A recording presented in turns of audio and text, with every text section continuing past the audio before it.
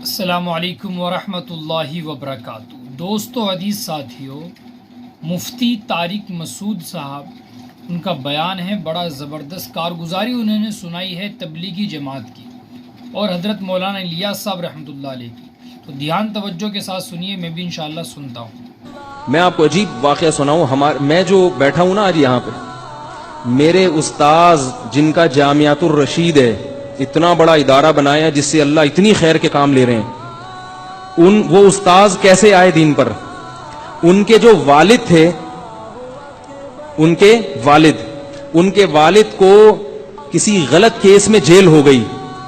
ہوتا ہے نا، کیس ہوتا ہے تو جب تک ثبوت ہو نہ ہو گورنمنٹ اٹھا کے جیل میں ڈال دیتی۔ وہ بری ہو گئے اس سے الحمدللہ، لیکن جب تک کیس چلا تو وہ جیل ہو گئی ہوں۔ جب جیل میں گئے ہیں، یہ بہت پرانی بات ہے، ان کے والد صاحب کا بھی انتقال ہو گیا، تو وہ جب جیل میں گئے ہیں تو جیل میں ایک ڈاکو ملا۔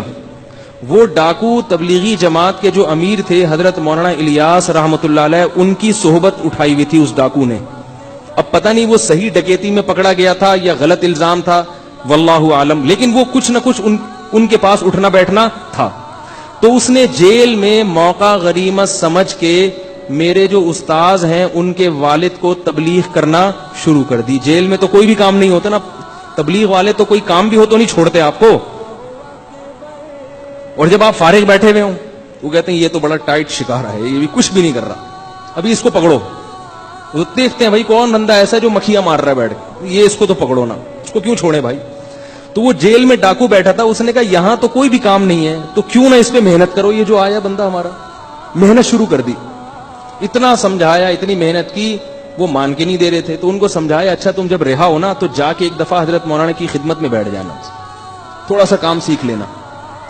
اللہ نے کیسا رخ بدلا ہے، وہ نکلے اور حضرت کی خدمت میں گئے، تبلیغ میں وقت لگایا، پھر وقت لگایا، پوری زندگی تبدیل ہو گئی۔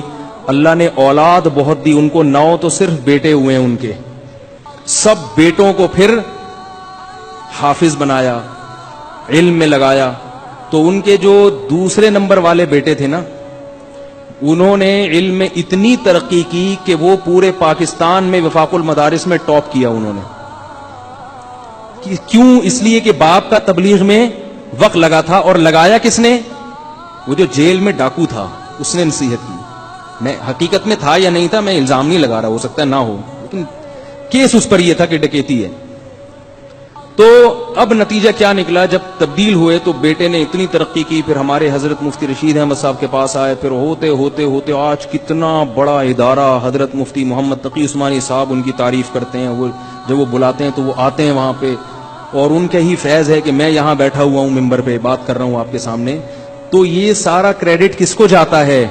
وہ جو 3-4 دن کی محنت جیل میں ایک ڈاکو نے کی، اس کو پتہ بھی نہیں ہے، نہ اس کے بچوں کو پتا ہے کہ ہمارے ابا کیا۔ وہ تو صحیح سمجھ رہا ہوگا میں نے سروزہ لگوا دیا، ختم ہو گئے، بس لگا لیا ہوگا سروزہ اس نے۔ اب کون، اس وقت فون تو تھا نہیں، ٹیلی فون، وہ اپنے گھر چلا گیا، یہ اپنے گھر چلے گئے۔ لیکن وہ قیامت کے دن دیکھے گا کہ جامعۃ الرشید بھی اس کے نامہ اعمال میں، بولو بھائی، لکھا ہوا ہوگا۔